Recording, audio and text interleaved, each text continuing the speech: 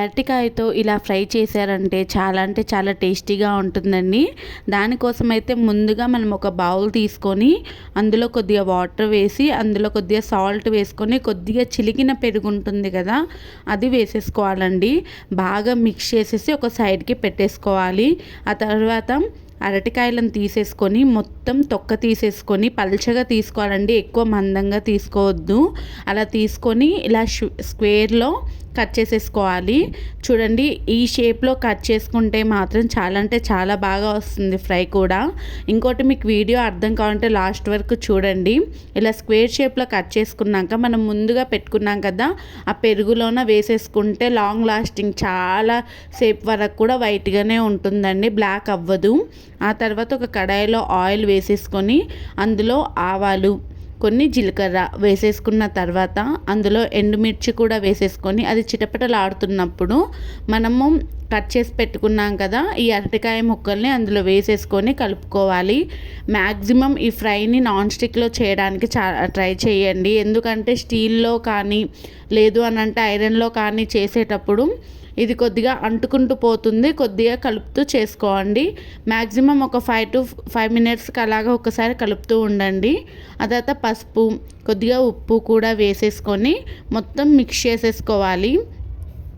చూడండి, మొత్తం మిక్స్ అయిపోతుంది కదా, ఇలా అంటుకుంటూ పోతుందన్నమాట. దానికోసం ఏంటంటే మధ్య మధ్యలో కలుపుతూ ఉండాలి. ఇది ఉడికే లోపల మనము మిక్సీ జార్లో కొద్దిగా వెల్లుల్లి, నెక్స్ట్ ఎండుమిర్చి, కొన్ని నువ్వులు, కొన్ని ధనియాలు, నెక్స్ట్ ఎండు కొబ్బరి కానీ లేదంటే ఎండు కొబ్బరి పౌడర్ అయినా పర్లేదు.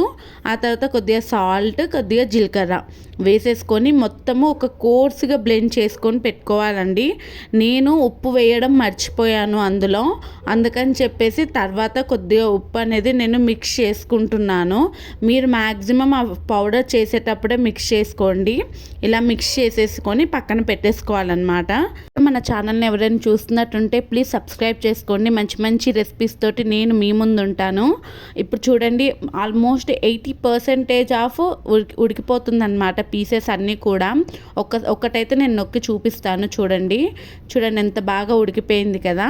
ఈ తర్వాత మనము ముందుగా ప్రిపేర్ చేసి పెట్టుకున్నాం కదా, ఆ పొడిని వేసేసుకోవాలన్నమాట. వేసేసుకున్నాక మొత్తం కలిపేసుకోవాలి. దీన్ని ఎక్కువసేపు ఫ్రై చేయని అవసరం లేదండి.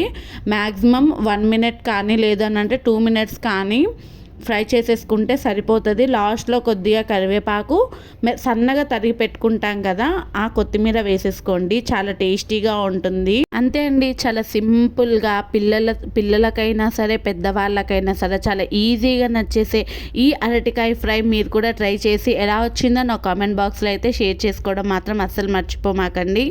అలానే మన ఛానల్ని ఇప్పుడే చూస్తున్నట్టుంటే ప్లీజ్ సబ్స్క్రైబ్ చేసేసుకోండి. థ్యాంక్ యూ ఫర్ వాచింగ్ అండి.